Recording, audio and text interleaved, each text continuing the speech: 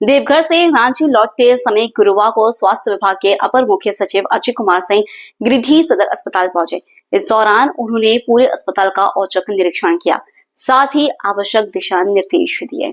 अस्पताल पहुंचते ही उन्होंने ओपीडी, इमरजेंसी वार्ड और दवा वितरण केंद्र की व्यवस्थाओं का जायजा लिया और मरीजों से बातचीत कर उनकी समस्याएं भी सुनी। इस दौरान साफ सफाई और मूलभूत सुविधाओं को लेकर कई निर्देश दिए गए। निरीक्षण के दौरान अपर मुख्य सचिव ने अस्पताल परिसर में मौजूद वर्षों पुराने जर्जर भवन को जल्द ध्वस्त करने का निर्देश दिया।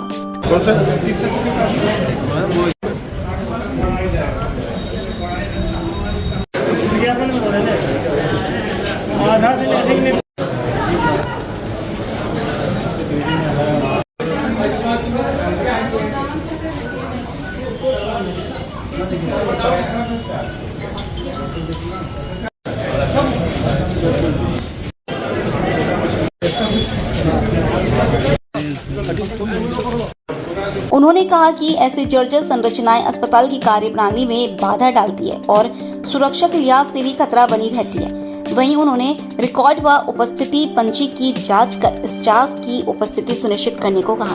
उन्होंने कहा कि सदर अस्पताल को गिरिडीह का नंबर 1 अस्पताल बनाया जाएगा। अस्पताल में सिटी स्कैन और MRI मशीन की कमी पर उन्होंने जल्द मशीनों को इंस्टॉल कराए जाने की बात कही। साथ ही अबुआ स्वास्थ्य योजना और आयुष्मान भारत कार्ड से मुफ्त इलाज की व्यवस्था को और प्रभावी बनाने पर जोर दिया। मेन पावर की कमी को देखते हुए आवश्यक बहाली की बात भी कही। निरीक्षण के दौरान चेताजी स्थित मातृत्व सेवा शिशु इकाई की भी चर्चा हुई, जहां बिजली की समस्या सामने आई। अपर मुख्य सचिव ने अधिकारियों से कहा कि प्रसव से जुड़ी इकाइयों में बिजली की समस्या बिल्कुल भी बर्दाश्त नहीं की जाएगी और जल्द समाधान किया जाएगा। इस दौरान आयुष विभाग में चिकित्सकों की अनुपस्थिति पर भी नाराजगी जताई गई। उन्होंने स्पष्ट कहा कि अनुपस्थित डॉक्टरों पर कार्रवाई की जाएगी। वहीं ऑक्सीजन आपूर्ति की स्थिति की समीक्षा करते हुए उन्होंने PSM प्लांट को दुरुस्त करने का निर्देश दिया ताकि भविष्य में किसी मरीज को ऑक्सीजन की कमी न झेलनी पड़े। देखिए, पूरे सदर के कैंपस का मैं निरीक्षण किया और साथ में हमारे सर्जन भी साहब भी आ गए हैं, उसके साथ ही निरीक्षण किया। और इस पूरे कैंपस में मैंने देखा कि बहुत सारे ऐसे बिल्डिंग हैं जो बिल्कुल जर्जर है। तो ये पूरे कैंपस में जो जर्जर बिल्डिंग है इसको ध्वस्त करना होगा। और दूसरा जो अभी हम लोगों ने देखा है, वार्ड भी देखा और जो यहाँ पे ब्लड टेस्ट होता है उसका भी देखा, एक्सरे भी हम लोगों ने देखा है। यहाँ पे जो अपना लैब है काम कर रहा है, एक्सरे मशीन भी काम कर रहा है, ECG भी काम कर रहा है। इक्विपमेंट्स के दृष्टिकोण से देखिएगा तो कुछ इक्विपमेंट जो हमें रिप्लेस करने पड़ेंगे, लेकिन यहाँ पे मुख्यतः जो डिमांड आ रहा है कि CT और MRI मशीन भी इंस्टॉल किया जाए, वो भी हम लोग सैंक्शन करेंगे इसी साल और इसको इंस्टॉलेशन कराएंगे।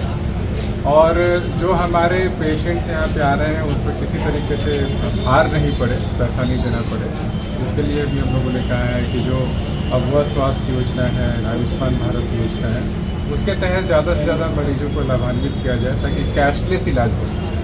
कोई भी आदमी को बिना पैसा का फ्री में इलाज हम लोग देना चाहते हैं। तो इसमें ये चूँकि मैं समाज से जुड़ा सवाल दिखवा लेंगे। और बिजली की यदि व्यवस्था नहीं हो पाती है, मान लीजिए बिजली कट जाता है, तो जनरेटर भी जितनी कैपेसिटी का जनरेटर की ज़रूरत होगी हम लोग उसके लिए पैसा उपलब्ध कराएंगे।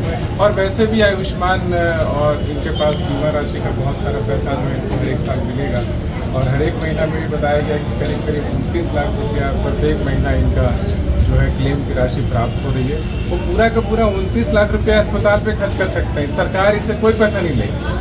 तो जितना पैसा अस्पताल अर्न करती है वो राज्य सरकार नहीं लेगी, वो अस्पताल अपने ऊपर खर्च कर सकता है। निरीक्षण के दौरान उपायुक्त Ramniwas Yadav, civil surgeon doctor Sheikh Mohammad Zafrullah, SGM Shrikant, Yashwant Visphute सहित कई अन्य प्रशासनिक अधिकारी मौजूद थे।